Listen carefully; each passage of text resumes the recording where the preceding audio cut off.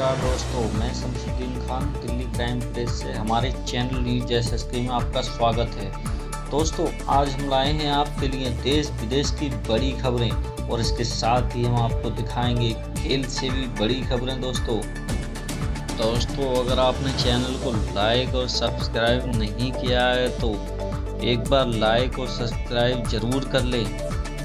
दोस्तों, आज की बड़ी खबर लद्दाख से निकल कर आ रही है। लद्दाख में पेंगोंग सो झील के पास फिर भिड़े भारत और चीन के सैनिक।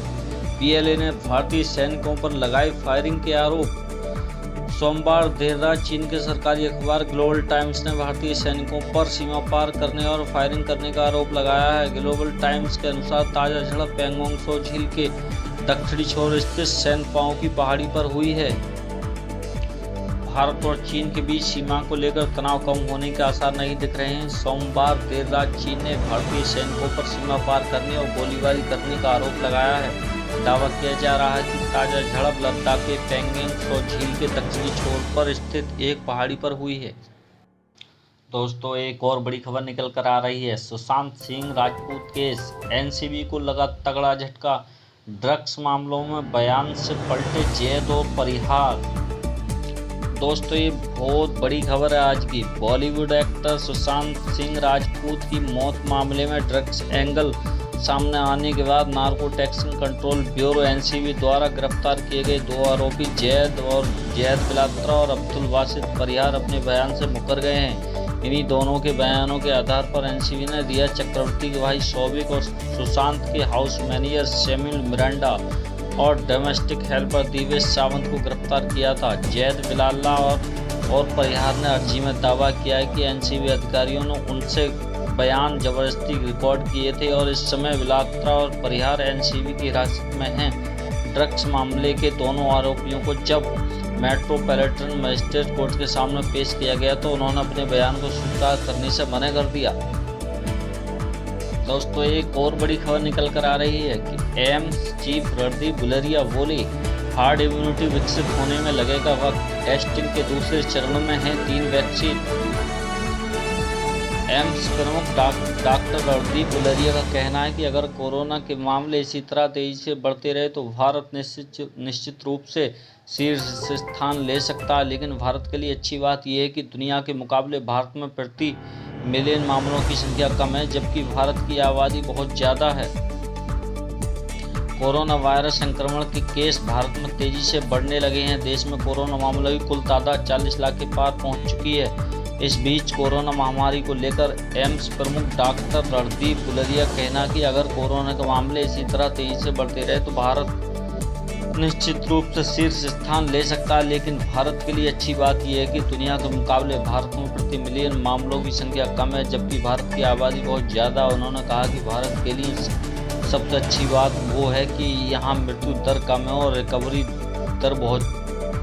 दोस्तों, एक और बड़ी खबर लेकर आए हैं आपके लिए। यूपी के बांदा जिले के एक गाँव में एक ही चारपाई पर सो रहे पति पत्नी को सांप ने डस लिया। दोनों की मौत हो गई है। उसी दिन गांव के बाहर एक अन्य घटना में खेत से बाहर जा रहे युवक को भी सांप ने डस लिया, उसकी भी जान चली गई। दोनों सूचनाओं पर पुलिस ने पहुंच जांच पड़ताल की गई।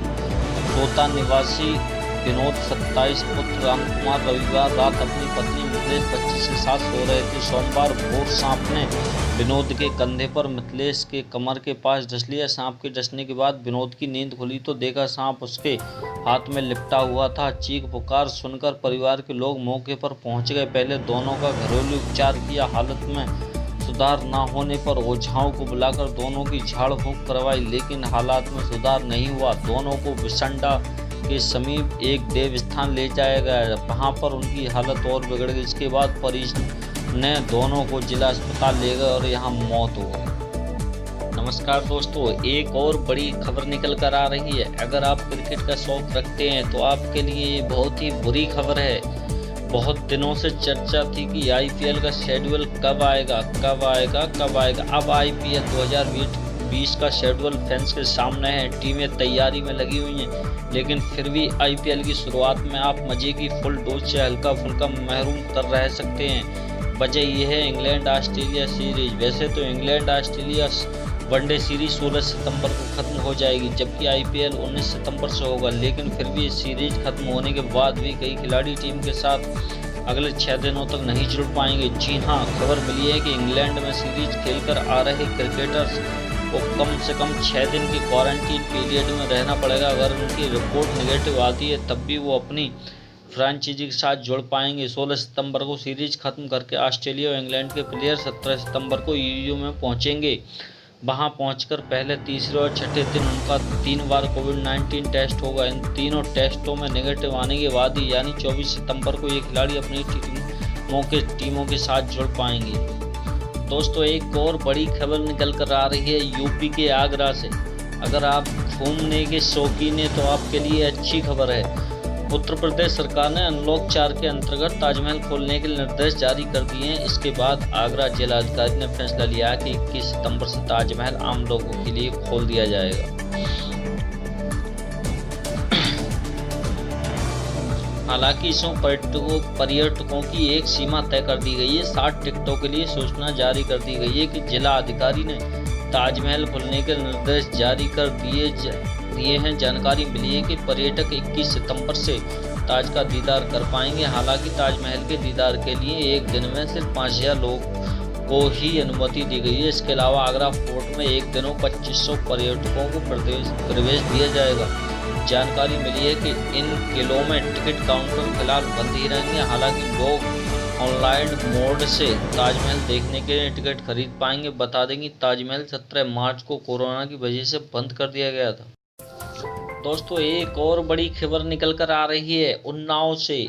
उन्नाव दुष्कर्म मामले में सीबीआई ने 3 महिला अधिकारियों को लापरवाही का दोषी मानते हुए उनके खिलाफ विभागीय कार्रवाई की सिफारिश की है। इनमें उन्नाव की डीएम रही अदिति सिंह और 2 आईपीएस अधिकारी नेहा पांडे और पुष्पांजलि सिंह शामिल हैं। सीबीआई ने इनके अलावा तत्कालीन अपर पुलिस अधीक्षक अष्टभुजा सिंह के खिलाफ भी कार्रवाई की सिफारिश की है। सीबीआई ने दुष्कर्म के आरोप सिद्ध होने पर कुलदीप सिंह सेंगर को जेल भेजा था, जबकि पुलिस कर्मियों की मिलीभगत का भी खुलासा किया था। इसी साल 31 जनवरी को सीबीआई शफीपुर के सीए कुंवर बहादुर सिंह, एसएचओ मखी धर्म प्रकाश शुक्ला और एसआई दिग्विजय सिंह के खिलाफ आरोप पत्र दाखिल कर चुकी है। सीबीआई ने प्रदेश सरकार को बताया कि इस मामले में तत्कालीन डीएम आदित्य सिंह, एसपी नेहा पांडे और पुष्पांजलि अपर पुलिस अधीक्षक रहे अष्टभुजा प्रसाद सिंह की ओर से भी लापरवाही बरती गई। इसे देखते हुए सीबीआई ने सरकार से कहा है इन अधिकारियों के खिलाफ कार्रवाई की जाए। दोस्तों, एक और बड़ी खबर निकल कर आ रही है। एएमआईएम अध्यक्ष असदुद्दीन ओवैसी बिहार चुनाव में नए समीकरण के आसार, जीतन राम मांझी और ओवैसी आ सकते हैं साथ। सीटों को बंटवारों को लेकर अभी दोनों दलों के बीच में कोई बात नहीं हुई। बता दें कि 2019 में सीए और एनआरसी के खिलाफ असदुद्दीन ओवैसी और जीतन राम मांझी किशनगंज में एक साथ मंच साझा कर एक रैली करने वाले थे, मगर आखिरी मौके पर जीतन राम मांझी ने अपने कदम वापस खींच लिए। बिहार विधानसभा चुनाव से पहले एक समीकरण के तौर को तैयार होने की सुगबुगाहट नजर आ रही है। पूर्व मुख्यमंत्री और हिंदुस्तानी अवाम मोर्चा की राष्ट्रीय अध्यक्ष जीतन राम मांझी, जो फिलहाल महागठबंधन का हिस्सा है, उन्होंने गठबंधन में कोई तवज्जो नहीं मिल रही है। इसी कारण वे अपने लिए नया विकल्प तलाश रहे हैं। इस बात के संकेत मिल रहे हैं कि बिहार विधानसभा चुनाव से पहले जीतन राम मांझी असदुद्दीन ओवैसी की पार्टी एएमआईएम के साथ गठबंधन कर चुनाव लड़ सकते हैं।